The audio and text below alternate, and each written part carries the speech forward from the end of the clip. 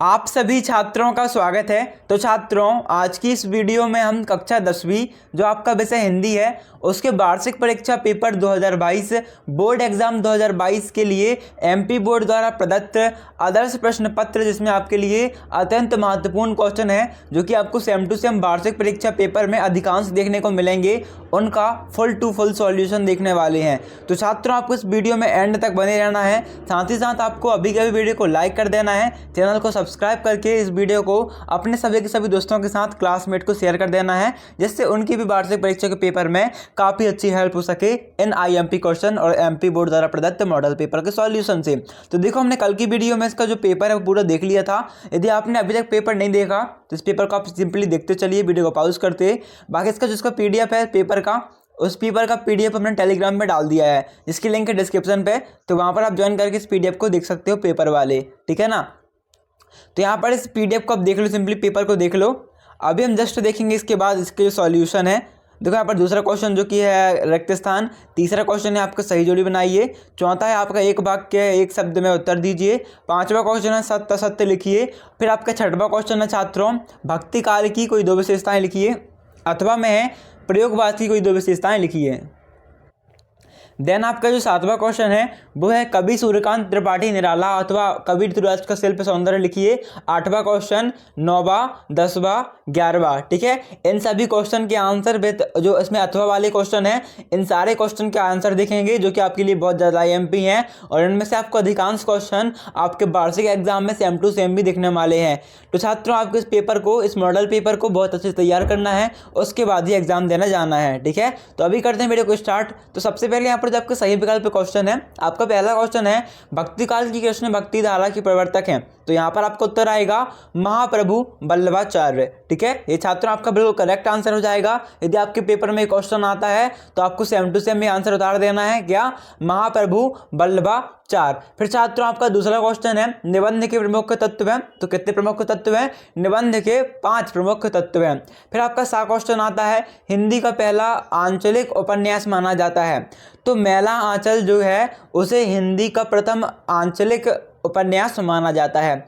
चौथा क्वेश्चन है काव्य के भेद हैं। तो काव्य के 2 भेद हैं, पहला क्या है श्रव्य काव्य, दूसरा क्या है दृश्य काव्य। फिर आपका देखो पूछा गया है नेक्स्ट क्वेश्चन, रस के अंग होते हैं। तो रस के अंग कितने होते हैं? 4 होते हैं। समास के भेद हैं। तो समास के भेद में आपको उत्तर लिखना है, 6 होते हैं। इसके बाद आपका आता है रिक्त स्थानों की पूर्ति कीजिए। ये रिक्त स्थान में सही शब्द, बच्चों पढ़ाई में डाउट्स आते हैं, सॉल्व नहीं हो पा रहे हैं, घबराओ मत, इसका सॉल्यूशन है डाउटनट ऐप। जिस भी सवाल में आपका डाउट हो उसकी फोटो खींचो, क्रॉप करो और 5 सेकंड के अंदर अंदर आपको उसका वीडियो सॉल्यूशन मिल जाएगा, वो भी बिल्कुल फ्री में। यानी अब पूछिए अपने अनलिमिटेड सवाल कहीं भी कभी भी। अब चाहे आपका सवाल क्लास 6 से क्लास 12 IIT JEE या नीट का हो, या फिर CBSE यूपी बिहार राजस्थान या अन्य स्टेट बोर्ड का हो, कोई भी सब्जेक्ट हो, फिजिक्स केमिस्ट्री बायोलॉजी साइंस, आपके सभी सवालों के जवाब मिलेंगे सिर्फ डाउटनट ऐप पर।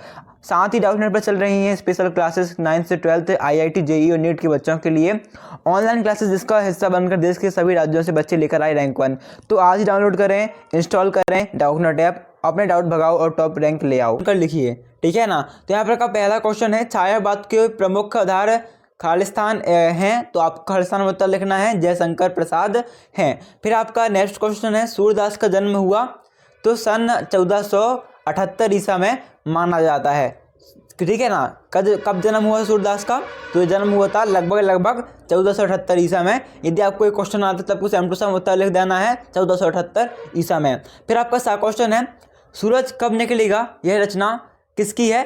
तो आपको लिखना खालिस्तान में स्वयं प्रकाश की है। जॉर्ज पंचम की नाक की रक्षा के लिए हथियारबंद पहरेदार तैनात कर दिए गए थे। कैसे तैयार किए गए थे? हथियारबंद पहरेदार। फिर आपका जो नेक्स्ट क्वेश्चन है उसमें खालिस्तान एक महाकाव्य है, तो सकेत एक महाकाव्य है, और जो भी आपको नाम याद हो, जैसे कमायनी है ना, रामचरितमानस, उसे भी आप लिख सकते हो। अंधों में काना राजा लोकोक्ति का अर्थ है, तो मूर्खों में अल्पज्ञ ज्ञानी। फिर है अड्डी पसली एक करना मुहावरे का अर्थ, तो अधिक मारना। फिर तीसरा क्वेश्चन है सही जोड़ी बनाइए। आपका पहला है आकाशदीप आंधी और इंद्रजाल। तो देखो यहाँ पर आपका आंसर क्या आएगा, यहाँ पर आप चेक कर लेना, थोड़ा यहाँ पर हम भूल चुके हैं। बाल गोविंद भक्त रेखा चित्र है। तो यह है ग्रामीण जीवन की सजीव झांकी का। जॉर्ज पंचम की नाक कमलेश्वर का। मैं क्यों लिखता हूँ अज्ञे का। कोटि पुलिस फुलिस सम वचनु तुम्हारा पंक्ति में अनुप्रास व उपमा अलंकार है। फिर एक क्रिया की विशेषता बताने वाले शब्द तो क्रिया विशेषण कहलाते हैं। और छात्रों, यदि आपको इसका आंसर पता है क्या है आकाश, दीप, आंधी और इंद्रजाल, तो आप कमेंट बॉक्स में इसका आंसर जरूर कमेंट कीजिएगा। ठीक है। फिर आपका फोर्थ क्वेश्चन है, निम्न प्रश्नों के उत्तर एक वाक्य में लिखिए। नई कविता का प्रारंभ किस सन से माना जाता है? तो सन 1954 से माना जाता है। फिर आपका अगला क्वेश्चन है, हिंदी का प्रथम उपन्यास किसे माना गया? तो जो परीक्षा गुरु है उसे हम हिंदी का प्रथम और उपन्यास मानते हैं। नेक्स्ट क्वेश्चन आता है आपका, पाठ छाया मत छूना के कवि का नाम लिखिए। तो गिरजा कुमार माथुर।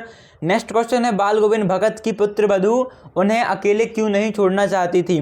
तो आपको उत्तर लिखना है यहाँ पर, बाल गोविंद भगत की पुत्र वधू उनके बुढ़ापा का एकमात्र सहारा थी। उसके चले जाने के बाद भगत की देखभाल कौन करने वाला कोई नहीं था।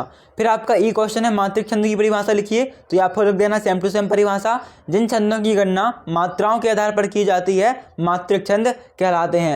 फिर आपका फा क्वेश्चन आता है, तुम तो कालू हाँक जानू लाभा, इस पंक्ति में निहित अलंकार का नाम लिखिए। तो तुम तो कालू हाँक जानू लाभा, ये जो पंक्ति है इसमें आपका उत्प्रेक्षा अलंकार आएगा। ठीक है। इसके बाद आपका जो अगला क्वेश्चन है, यह क्वेश्चन वो है, अनेकार्थी शब्द की परिभाषा लिखिए। तो ऐसे शब्द जिनके अनेक अर्थ होते हैं अनेकार्थी शब्द कहलाते हैं। ठीक है ना। फिर आपका अगला क्वेश्चन देखते हैं जो कि है सत्यासत्य।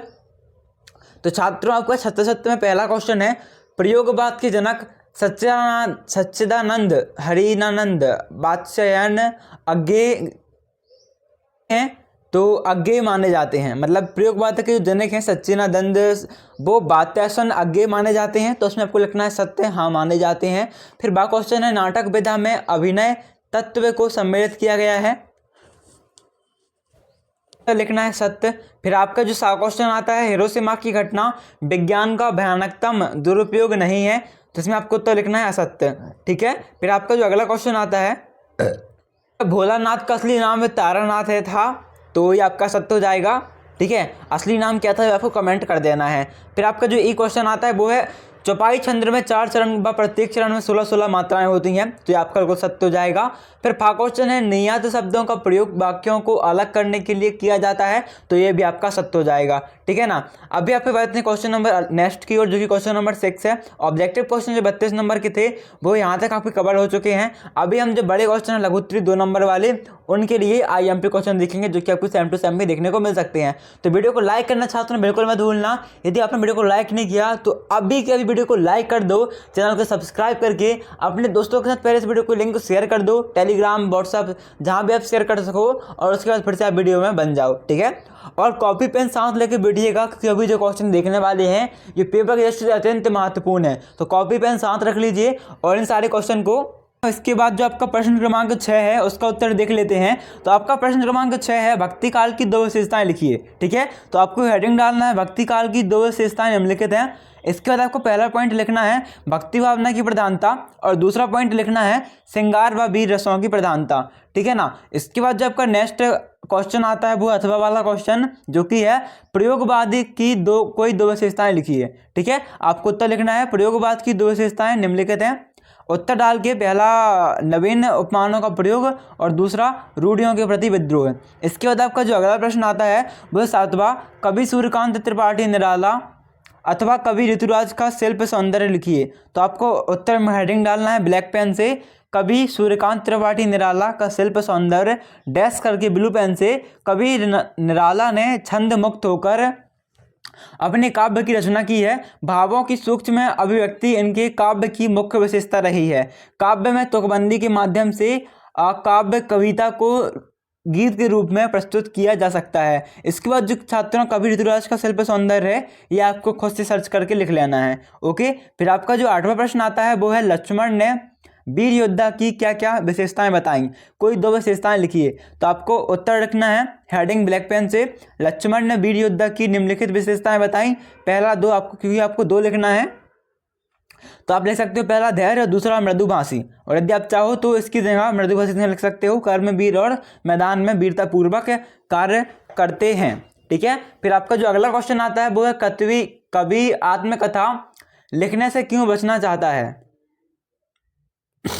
कवि आत्मकथा लिखने से क्यों बचना चाहता है मैं, कभी आत्मकथा लिखने से इसलिए बचना चाहता है क्योंकि उन्हें ऐसा नहीं लगता कि उनके जीवन में कोई आनंदित घटना हुई है जिसे वे लोगों को बता सकते हैं। उन्हें लगता है कि उनके जीवन केवल कष्टों से भरा हुआ है, अतः वे अपने कष्टों को लोगों में बांटना नहीं चाहते तथा उन्हें अपने तक ही सीमित रखना चाहते हैं। फिर आपका 9वां प्रश्न है जो कि है वीर रस की परिभाषा उदाहरण सहित लिखिए। तो ये भी बहुत ज़्यादा IMP, इसमें आपको उत्तर लिखना है, हेडिंग डालनी है वीर रस और डैश करके लिखना है जिस काव्य को पढ़कर वीरता या जोश का भाव मन में या सहृदय के मन में जागृत हो वहाँ वीर रस होता है, इसका स्थायी भाव उत्साह है।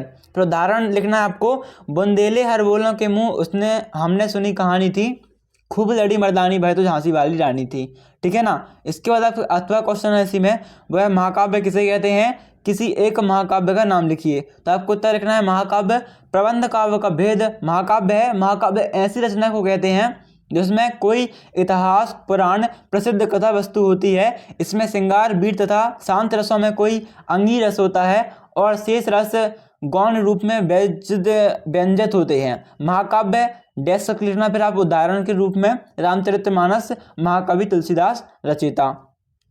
10वां प्रश्न है आपका दोहा छंद की परिभाषा उदाहरण सहित लिखिए। तो आपके सामने है दोहा छंद, आपको हेडिंग डालना है दोहा छंद और फिर परिभाषा लिखनी है। दोहा अर्ध सममात्रिक छंद है, यह 2 पंक्ति का होता है जिसमें 4 चरण माने जाते हैं। इसके विषम चरणों में प्रथम तथा तृतीय में 13-13 मात्राएं और सम चरणों द्वितीय तथा चतुर्थ में 11-11 मात्राएं होती हैं। सम चरणों के अंत में गुरु और एक लघु मात्रा का होना आवश्यक होता है। फिर आपको उदाहरण डालना है क्या, रहीमन पानी रखिए बिन पानी सब सून, पानी गए ना उभरे गोती मनुष्य चून। फिर आपका अगला में जो अथवा क्वेश्चन है वो है मानवीकरण अलंकार की परिभाषा उदाहरण सहित लिखिए। तो छात्रों आपको उत्तर डालना है मानवीकरण अलंकार, जो कि आपको ब्लैक पेन से हेडिंग डालनी है सिंपली। फिर डैश करके लिखना है जहाँ प्रकृति जैसे कि नदी पर्वत पेड़ बादल लताएं झरने हवा पत्थर आदि को मानव की तरह क्रियाकलाप करते हुए बताया जाए वहाँ मानवीकरण अलंकार होता है। उदाहरण फूल हंसे कलियां मुस्कुराई। ठीक है। फिर आपका जो अगला क्वेश्चन आता है वो है कहानी की परिभाषा लिखिए एवं प्रेमचंद की कोई 2 कहानियों के नाम लिखिए। सबसे पहले आपको कहानी की परिभाषा लिखनी है और उसके बाद आपको क्वेश्चन को समझना है, कह रहा है नेक्स्ट बार में कि प्रेमचंद की कोई 2 कहानियों के नाम लिखिए। तो पहले आप कहानी की परिभाषा लिख दीजिए, हेडिंग डालना ब्लैक पेन से कहानी, यहाँ पर आप अंडरलाइन कर सकते हो नीचे, और फिर लिखना कहानी गद्य साहित्य की वह सबसे अधिक रोचक एवं लोकप्रिय विधा है जो जीवन के किसी विशेष पक्ष को मार्मिक भावनात्मक और कलात्मक वर्णन करती है। ठीक है। फिर आपको लिखना है जो कि आपका नेक्स्ट क्वेश्चन था इसी क्वेश्चन में, प्रेमचंद की कोई 2 कहानियाँ। तो हेडिंग डालना प्रेमचंद की कोई 2 कहानियाँ, पहला 2 बैलों की कथा और दूसरा बड़े घर की बेटी। फिर आपका इसमें अथवा क्वेश्चन है वो है आत्मकथा विधा का परिचय लिखते हुए लेखक का नाम व उनकी एक रचना का नाम लिखिए। तो उत्तर डालना आत्मकथा डैश साहित्य में आत्मकथा किसी लेखक द्वारा अपने ही जीवन का वर्णन करने वाली एक कथा को कहते हैं। आत्मकथा विधा हमेशा व्यक्तिपरक होती है। उदाहरण हरिवंश राय बच्चन, क्या भूलूं क्या याद करूं।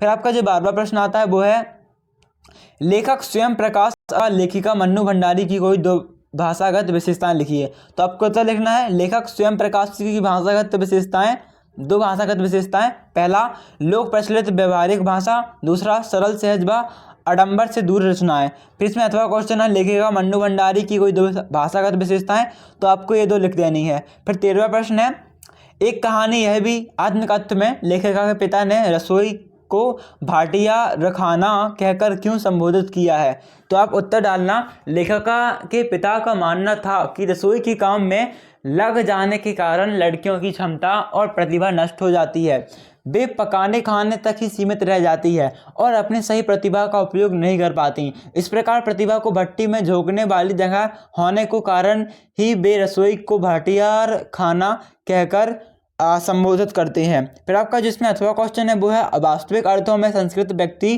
किसे कहा जा सकता है। तो आपको उत्तर लिखना है, आपको सेम टू सेम क्वेश्चन देखने को मिलता है पेपर पे। तो आपको उत्तर लिखना है जो व्यक्ति अपनी बुद्धि तथा योग्यता के बल पर कुछ नया आविष्कार करने की क्षमता रखता हो उसे वास्तविक अर्थों में संस्कृत व्यक्ति कहा जा सकता है। जिसमें यह क्षमता जितनी अधिक होगी वह उतना ही अधिक संस्कृत व्यक्ति होगा। जैसे न्यूटन ने गुरुत्वाकर्षण के सिद्धांत का आविष्कार किया तो वह एक संस्कृत व्यक्ति था।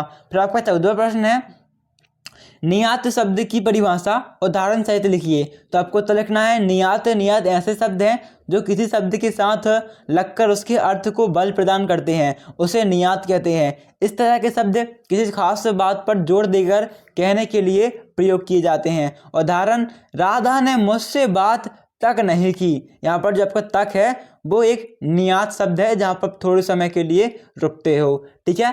फिर आपका अथवा क्वेश्चन नसीब है, समास के प्रकारों के नाम लिखिए। तो आपको उत्तर लिखना है समास के प्रकार, ब्लैक पेन से हेडिंग।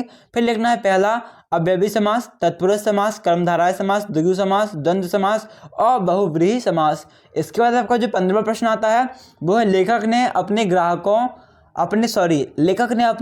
अपने आप को हिरोशिमा के विस्फोट का भोक्ता कब और किस तरह महसूस किया। ठीक है। तो आपको इसमें उत्तर लिखना है, आपके सामने है।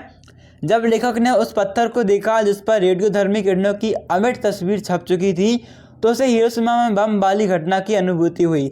उस अनुभूति ने उसे हिरोशिमा का भोक्ता बना दिया। लेखक के भीतर की अकुलता बुद्धि के क्षेत्र से बढ़कर संवेदना के क्षेत्र में आ गई। तो ये आपको सेम टू सेम उत्तर लिख देना है। ओके। इसके बाद आपका अगला क्वेश्चन आता है वो है जॉर्ज पंचम की लाट की नाक को पुनः लगाने के लिए मूर्तिकार के क्या क्या यत्न किए। तो इसको उत्तर लिखना है आपको। मूर्तिकार के द्वारा किए गए यत्न निम्नलिखित हैं। का सर्वप्रथम मूर्तिकार के मूर्ति के पत्थर की खोज के लिए सारे हिंदुस्तान का भ्रमण किया। खा उसने देश में लगे हर छोटे बड़े नेताओं की मूर्ति की नाक से पंचम की लाट की नाक का मिलान किया ताकि उस मूर्ति से नाक निकाल कर पंचम लाट पर नाक लगाई जा सके। आखिर जब उसे नाक नहीं मिली तो उसने जिंदा इंसान की नाक लगवाने का परामर्श दिया और प्रयत्न भी किया। 16वां प्रश्न है आपका महाकाव्य एवं खंड काव्य में कोई 3 अंतर लिखिए। और छात्रों ये जो क्वेश्चन है आपको डेफिनेटली हर साल देखने को मिलता है। तो आप यही मान के चलिए आपको सर भी सेम टू सेम क्वेश्चन देखने को मिलेगा। तो आप इस IMP क्वेश्चन को अच्छे से तैयार कर लेना। ठीक है। बहुत ज़्यादा IMP क्वेश्चन है और आपको हर साल सेम टू सेम देखने को भी मिलता है। तो यहाँ पर 2 कॉलम बनाने हैं। सिंपली यदि क्वेश्चन आता है तो एक साइड लिखना है आपको महाकाव्य और एक साइड लिखना है आपको खंड काव्य। महाकाव्य में आपका पहला पॉइंट आएगा, इसमें जीवन का समग्र चित्रण या वर्णन होता है। इसमें जीवन के किसी एक पक्ष का वर्णन होता है। इसमें अनेक छंदों का प्रयोग होता है। इसमें एक ही छंद का प्रयोग होता है। महाकाव्य रामचरितमानस रचयिता तुलसीदास, खंड का पंचवटी रचयिता मैथिली शरण गुप्त। नेक्स्ट क्वेश्चन है स्थायी भाव और संचारी भाव में कोई 3 अंतर लिखिए। तो आपको इसे तैयार कर लेना है। ये भी बहुत ज़्यादा IMP क्वेश्चन है। पहला पॉइंट आपको इन दोनों लिखना है, ठीक है। फिर सेकेंड पॉइंट, फिर थर्ड पॉइंट। फिर आपका जो नेक्स्ट क्वेश्चन आता है वो है मुहावरे और लोकोक्ति में कोई 3 अंतर लिखिए। तो आपको इसे तैयार कर लेना है सेम टू सेम। पहला पॉइंट, इसका पहला पॉइंट, दूसरा, तीसरा पॉइंट। ठीक है। फिर आपका जो नेक्स्ट क्वेश्चन आता है वो है विज्ञापन लेखन एवं सूचना लेखन में कोई 3 अंतर लिखिए। तो अंतर में ये क्वेश्चन बहुत ज़्यादा IMP है तो आपको इसे भी तैयार कर लेना है। ठीक है। 18वां प्रश्न है अपठित गद्यांश अथवा अपठित काव्यांश को पढ़कर नीचे लिखे प्रश्नों के उत्तर लिखिए। और छात्रों यदि आप इस पेपर को पढ़ के यदि तैयारी करते हो तो समझ लो आपके 50% नंबर पक्के हैं। ठीक है ना। यदि आप इसे तैयार करते हो तो आपके 50% नंबर पक्के हैं। तो आपको सेम टू सेम इस पेपर को अच्छे से तैयार कर लेना है। ठीक है। और अपने दोस्तों के साथ वीडियो को शेयर करना बिल्कुल मत भूलना। देखो नेक्स्ट क्वेश्चन जो है अथवा में दाएं और लाचार शब्द करते लिखिए। तो आपको उत्तर लिखना है दाएं के सामने जलाना और लाचार के सामने मजूर। ठीक है। फिर इसके सामने आपका जो गद्यांश के मतलब वर्णन करना है तो जननी तेरे में आपको लिखना है पहला पॉइंट व्यक्ति की स्वतंत्रता से क्या साध्य रहा है। तो आपको उत्तर डालना है पहला ये वाला। फिर दूसरा क्वेश्चन है उपयुक्त पद्यांश का सारांश लिखिए। तो ये लिखना है और जो पाद्यांश में चेक कर लेना, PDF आपको मिल जाएगा टेलीग्राम में। और साथ में आप जो क्वेश्चन आपने पहले दिखाए थे उसी क्वेश्चन का जो आंसर है। ठीक है। देखो नेक्स्ट क्वेश्चन जो बढ़ते हैं, जो कि नेक्स्ट क्वेश्चन क्या है। तो नेक्स्ट क्वेश्चन में आपको पद्यांश का संदर्भ प्रसंग सहित भावार्थ लिखिए। तो आपका पद्यांश आपके सामने आपने क्वेश्चन में देख लिया होगा। आपको संदर्भ लिखना है आपको। यह पद्य हमारी पाठ्यपुस्तक के पाठ से लिया गया है। इसकी कवि सूरदास हैं। प्रसंग आपको सेम टू सेम बता देना है। और फिर जो आपका व्याख्या है वो भी आपको यहाँ से लेके, ठीक है, इतना लिखना पहले। और मतलब पहले आप यहाँ से लेके यहाँ तक लिख लो मुक्त हो। और फिर उसके बाद आपको तुमने से लिखना है तुमने पर से त्याग देती है टक। ठीक है। फिर आपका जो नेक्स्ट क्वेश्चन आता है, फिर छात्रों जो आपका नेक्स्ट क्वेश्चन आता है, ठीक है, इसके बाद वो है बादल गरजो बादल गरजो। ठीक है। ये आपका क्या सारांश है, इसमें आपको क्या कहते हैं, इसका संदर्भ प्रसंग सर भावार्थ लिखना है। तो आपको संदर्भ लिखना है यहाँ पर। यह पद्यांश हमारी पाठ्य पुस्तक की उत्साह कविता से लिया गया है। इसके कवि सूर्यकांत त्रिपाठी निराला है। फिर आपको प्रसंग डालना है, यहाँ कवि बादलों से गर्ज गर्ज कर घनघोर वर्षा करने के लिए कह रहे हैं। फिर आपको भावार्थ लिख देना है इस पर, सेम टू सेम यहाँ से यहाँ तक, ठीक है। इसके बाद हम बढ़ते हैं अगले क्वेश्चन पे। सॉरी, इस यहाँ पर इसको देखो, पहला पिक्चर लिखो कितना भावार्थ, फिर आपको और लिखना है पैराग्राफ चेंज करके यहाँ से लेके यहाँ तक व्याकुल है तक, ठीक है। तो आप सेम टू सेम इसे भी उतार लीजिएगा। फिर आपका जो अगला क्वेश्चन आता है उसमें भी आपको संदर्भ प्रसंग है, ठीक है। तो आप इसे भी तैयार कर लीजिएगा सेम टू सेम कुछ इस टाइप से। वीडियो को आप पॉज करके लिखते चलिए इन क्वेश्चन के आंसर। फादर को इसमें संदर्भ प्रसंग आप देख सकते हो और व्याख्या जो है वो भी आपके सामने है। फिर जो नेक्स्ट क्वेश्चन है वो आपकी शिक्षा का प्रगति से अवगत करानी होती है। पिताजी को पत्र लिखिए। तो आपको पत्र को जिस टाइप से लिख देना है, जहाँ पर भी आप हो उसका एड्रेस, आदरणीय पिताजी सादर चरण स्पर्श, मैं यहाँ पर सकुशल हूँ, आशा है आप भी पूरी तरह कुशल होंगे। कई दिनों से आपसे बात नहीं हुई थी तो सोचा आपको अपना हाल सुना दूँ। मेरी पढ़ाई बहुत अच्छी चल रही है, मैंने अपनी कक्षा में प्रथम स्थान प्राप्त किया है। सभी शिक्षक मेरी बहुत प्रशंसा करते हैं। अब मैं अपनी अगली परीक्षाओं की तैयारी में लग गया हूँ और अपनी सभी परीक्षाओं में प्रथम आने की कोशिश करूँगा। अपना और सभी का ख्याल रखिएगा। माताजी को मेरा प्रणाम दीजिएगा और सभी घर वालों को मेरा प्यार। आपका प्यारा पत्र, जो भी आपका नाम हो नाम डाल दीजिएगा, ठीक है। तो छात्रों ये थे आपके IMP क्वेश्चन, और यदि आप इसे तैयार करते हो तो आप डेफिनेटली 50% नंबर जो है अपने हिंदी के पेपर में ले आओगे, क्योंकि ये MP बोर्ड की तरफ से एक प्रदान एक मॉडल पेपर है। तो आपको इसे तैयार करना है, वीडियो को लाइक करना है और अपने दोस्तों के साथ अभी इस वीडियो को शेयर कर देना है। साथ ही चैनल को सब्सक्राइब भी कर लेना है। तो मिलते हैं अगली वीडियो में, जब तक के लिए थैंक्स।